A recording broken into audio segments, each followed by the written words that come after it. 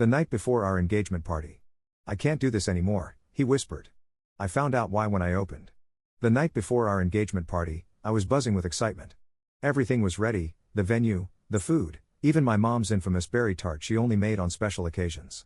Friends and family were traveling in from all over to celebrate us, the small-town love story everyone envied. I'd spent weeks making sure every detail was perfect, from the flowers on the tables to the playlist that included Arlo's favorite Bruce Springsteen songs. Arlo had come over to my apartment late that evening.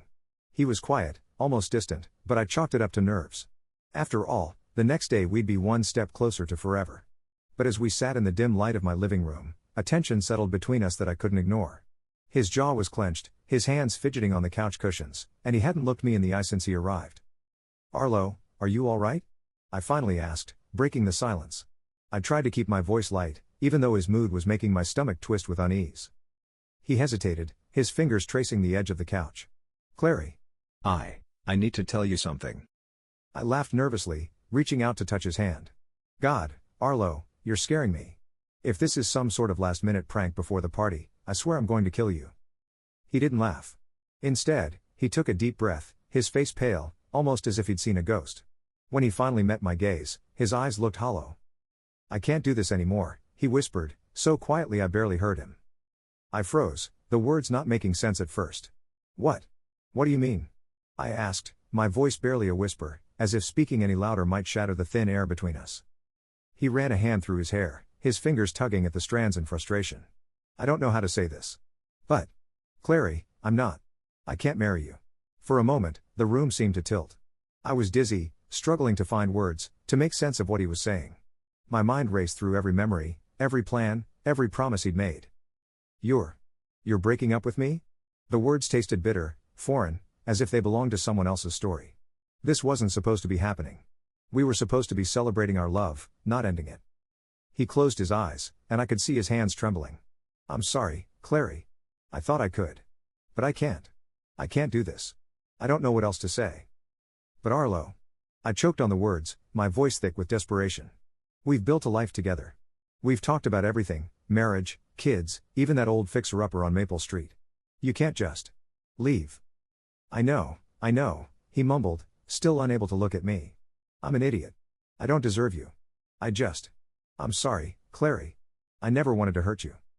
Without another word, he stood up, grabbing his coat, and before I could process what was happening, he walked out the door. I stood there, frozen, staring at the space where he had been just moments before. The silence left in his wake was deafening, and for a second, I couldn't breathe. I don't remember much of that night. I must have called him 20 times, my hands shaking as I dialed his number, desperate for any kind of answer. My calls went straight to voicemail. Text after text went unanswered. At one point, I remember stumbling into the bathroom, splashing water on my face, staring at my reflection and wondering if I was in some kind of twisted nightmare. When morning came, I was numb. My family started arriving, excited for the big day, blissfully unaware that my world had just imploded. I pasted on a smile, told them Arlo was called away on some last-minute work emergency, but my mother saw right through it. She watched me, her eyes narrowing with concern, but I brushed her off, insisting everything was fine. I'd never been much of an actress, and by mid-afternoon, I cracked. When my mom pulled me aside, asking if I was okay, I broke down, tears spilling over before I could stop them. "Mom, he left me," I managed to say, my voice breaking. "He said he can't do this.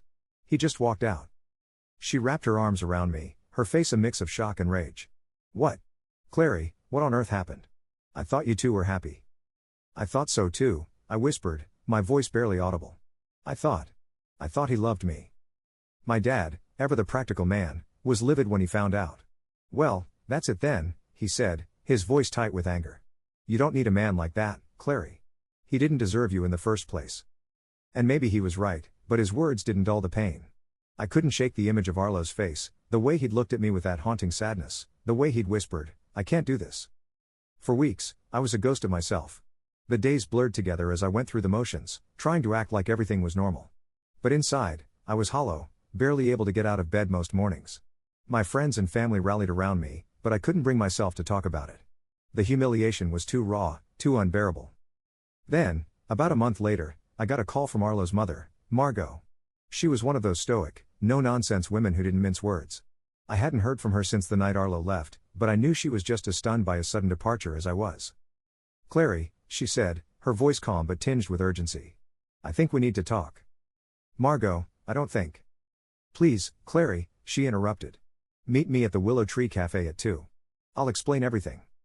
My curiosity got the better of me. I needed answers, closure, something to make sense of the chaos that had taken over my life. So, at exactly 2 p.m., I walked into the Willow Tree Cafe, my heart pounding in my chest. Margot was already there, her back straight, her hands wrapped around a steaming cup of coffee. Clary, sit down, she said, gesturing to the chair across from her. Her tone was soft, almost motherly, but her eyes held a fierce determination. Margot, please, I started, desperate for any explanation. What's going on? Why did Arlo? She cut me off, leaning forward, her voice barely above a whisper. Clary, Arlo didn't leave you because he was afraid of commitment or anything like that. He left you because he was hiding something. Something that I just found out about myself. A chill ran down my spine. What do you mean? She took a deep breath, her fingers trembling slightly as she spoke. Arlo has been involved with someone else. Her name is Zadie. I only found out a week before he left you. I felt like I'd been punched in the gut. The name hung in the air like a curse. Zadie. His co-worker? I managed, barely able to get the words out. She nodded, her expression grim. Yes.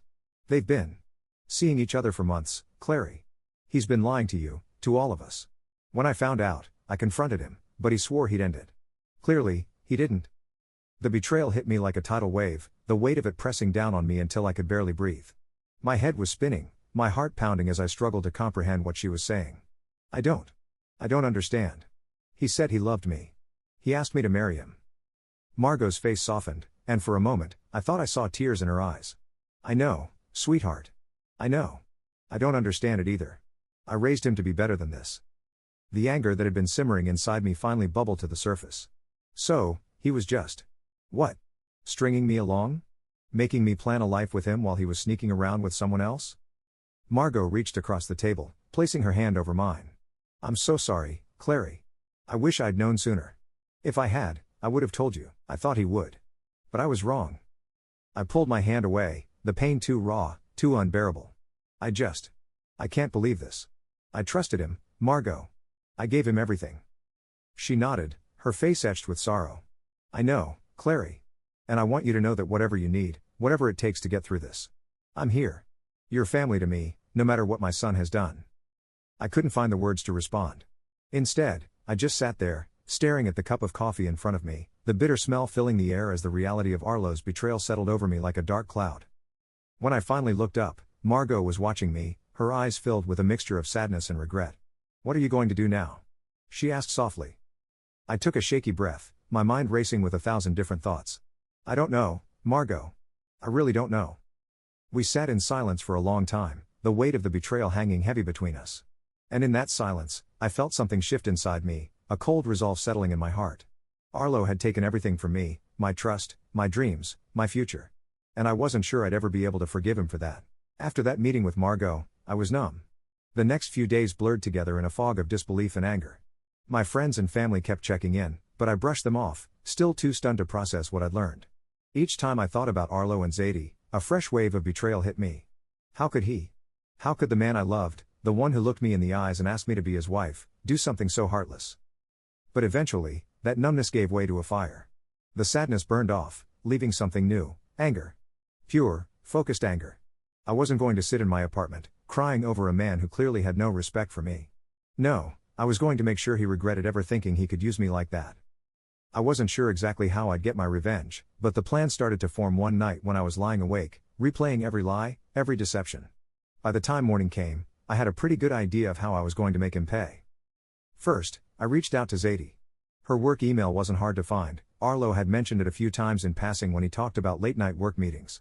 I sent her a polite, friendly message, pretending to be completely in the dark about her relationship with Arlo. I told her I was so thankful for how supportive she'd been during our breakup, and I hoped we could talk sometime, as two women who clearly both cared deeply about Arlo. She replied almost immediately, sounding confused and defensive. But I kept things light and polite, mentioning how relieved I was to know she was by his side now that he was going through a rough patch. I threw in a line about how I was grateful Arlo had found someone so caring and understanding. I ended with a friendly suggestion that we should all meet up for coffee sometime, since we were all friends. It was a gamble, but it paid off. My little note worked like poison, creeping into her mind. Zadie started asking questions. I made sure to keep things vague, just enough to stir up doubts. It wasn't long before she replied, hinting that maybe she had misjudged things and didn't know Arlo quite as well as she thought.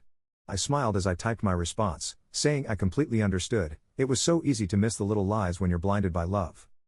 The next part of my plan was simple. Arlo had always been a guy who prized his image, always going on about respectability and honesty, pretending he was Mr. Perfect. So, I started casually mentioning to mutual friends that Arlo and I were still working things out. I'd accidentally run into his parents at the grocery store and drop a line about how we'd probably be back together soon. The final piece fell into place when I heard through the grapevine that Arlo was seeing Zadie seriously now. She'd apparently been just as blindsided by his lies, but she hadn't yet called him out on them, still hoping he'd tell her the truth. So, I decided it was time for her to see things clearly. A week later, I showed up at the small bar Arlo liked to take new girlfriends to. He once told me he loved the atmosphere, the charm. It was a place he thought of as his spot, the kind of place that always stayed quiet, perfect for private talks. When I arrived, sure enough, Arlo and Zadie were sitting in a corner booth, huddled together. My stomach twisted at the sight, but I kept my face neutral as I walked over, acting as if this was just a friendly run-in. Arlo. Zadie. What a surprise, I said, smiling brightly. Arlo's face went pale, and Zadie's eyes darted from me to him, clearly caught off guard. I took a seat without waiting for an invitation.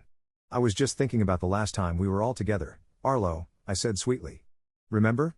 Right before our engagement party? Zadie's mouth dropped open.